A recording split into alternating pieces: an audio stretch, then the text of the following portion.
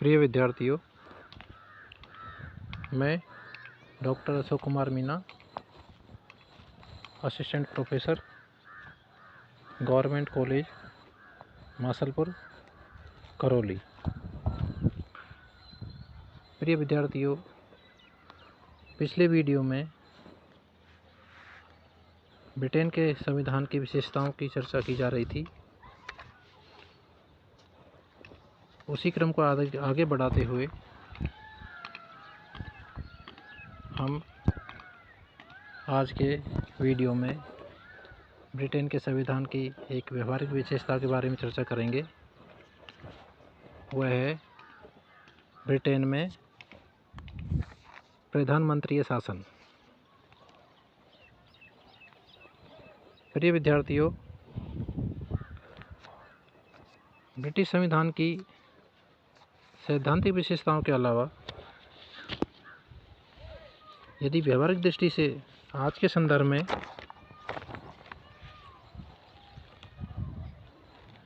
देखा जाए तो एक अन्य विशेषता सामने आती है, वह है प्रधानमंत्रीय शासन।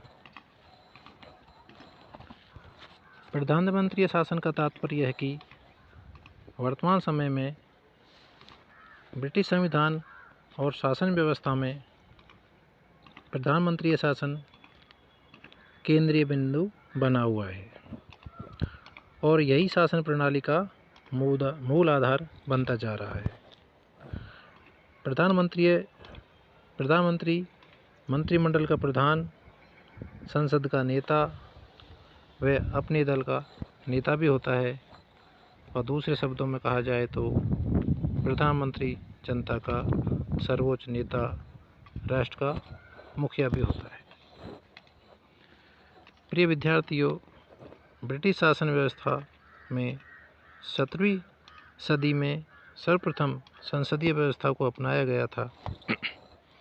इस व्यवस्था में सत्ता का वास्तविक केंद्र संसद होती थी और इस आधार पर इस व्यवस्था को संसदीय शासन नाम दिया गया था। इसके बाद 20वीं सदी के अंतिम दौर में सक्रिय विविध तत्वों ने एवं शासन व्यवस्था के परिस्थितिकीय बदलाव ने शासन का केंद्र बिंदु संसद के स्थान पर मंत्रिमंडल को बना दिया और जिन तत्वों की इस बदलाव में भूमिका रही है वे हैं वयस्क मताधिकार, राजनीतिक दलों, विशेषतया द्विदलीय पद्धति का विकास, इन दलों में अनुशासन की प्रवृत्ति का होना, औद्योगिक क्रांति तथा सामाजिक आर्थिक क्षेत्रों के परिवर्तन, जिन्होंने राज्य के कार्य क्षेत्र का विस्तार किया। इस व्यापक क्षेत्र के संबंध में शीघ्रतापूर्वक निर्णय लेने की आवश्यकता की ऐसी स्थिति ने कार्यपालिका अर्थात मंत्रिमंडल की निर्णयकारी भूमिका को महत्वपूर्ण बना दिया था। इस प्रकार से संसदीय शासन मंत्रिमंडलात्मक शासन में परिणत होता चला गया और 20वीं सदी के आते आते विश्व पटल पर कार्यपालिका प्रधान में सत्ता के केंद्रीकरण के संकेत या प्रवृत्ति दिखाई देने लग गई थी। ब्रिटेन में भी तत्कालीन समय युद्ध, आर्थिक संकट एवं विश्व के देशों के साथ साथ शीघ्रता से चलने के परिणाम स्वरूप जो परिस्थिति बनी उसने मंत्रिमंडल के प्रमुख में सत्ता के केंद्रीकरण को जन्म दिया। इस स्थिति को 1945 के बाद प्रधानमंत्रीय शासन का नाम दिया गया था। प्रिय विद्यार्थियों, प्रधानमंत्रीय शासन को जन्म देने वाले तत्वों की बात की जाए तो हम पाते हैं कि 20वीं सदी के उत्तरार्ध में सभी क्षेत्रों में तीव्र राजनीतिक परिवर्तनों का दौर रहा और ऐसी स्थिति में ऐसे कारण उत्पन्न हुए जिनके परिणाम स्वरूप मंत्रिमंडलीय शासन को प्रधानमंत्री शासन में परिणत कर दिया है। ऐसे महत्वपूर्ण तत्व या कारक या प्रवृत्तियां निम्नलिखित हैं। जो नंबर 1 है, प्रधानमंत्री का मंत्रिपरिषद पर नियंत्रण। प्रिय विद्यार्थियों, बिंदु नंबर 1 में प्रधानमंत्री का मंत्रिपरिषद पर नियंत्रण, इसके विस्तार से चर्चा की जाए तो ब्रिटेन में प्रधानमंत्री की स्थिति 20वीं सदी के प्रारंभिक वर्षों में समकक्षों में प्रथम की थी, लेकिन वर्तमान में ब्रिटेन में प्रधानमंत्री के लिए तारों के बीच चंद्रमा शब्दावली का प्रयोग किया जाता है। प्रधानमंत्री मंत्रिपरिषद का निर्माण करता है, उसका कार्य संचालन करता है।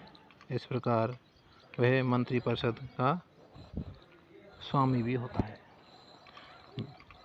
प्रिय विद्यार्थियों, बिंदु नंबर 2 है, प्रधानमंत्री का संसद पर नियंत्रण। ब्रिटेन में 19वीं सदी के अंत तक संसद ही मंत्रिपरिषद पर नियंत्रण रखती थी, परंतु संसद की शक्तियों में ह्रास होता चला गया और प्रधानमंत्री और मंत्रिपरिषद की शक्तियों में निरंतर वृद्धि होती चली गई। आज यह स्थिति है कि संसद स्वयं मंत्रिपरिषद पर नियंत्रण रखने में असमर्थ दिख रही है। वह स्वयं मंत्रिपरिषद से नियंत्रित होती दिखाई पड़ रही है। प्रधानमंत्री लोक सदन के नेता होने पर उसको नियंत्रण भी करता है, जिससे उसकी स्थिति मजबूत हो गई है। प्रिय विद्यार्थियों, बिंदु नंबर 3 है, प्रधानमंत्री का प्रभावी पक्ष।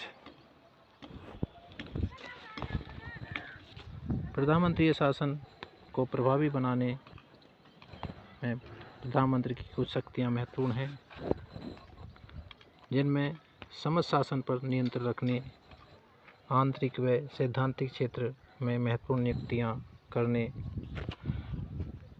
में परामर्श देना और मंत्रिपरिषद के विभिन्न पदों पर नियुक्तियां विभिन्न समितियों, आयोगों के अध्यक्ष और सदस्यों तथा अनेक पदों पर नियुक्तियां प्रधानमंत्री की कृपा पर ही निर्भर करती हैं।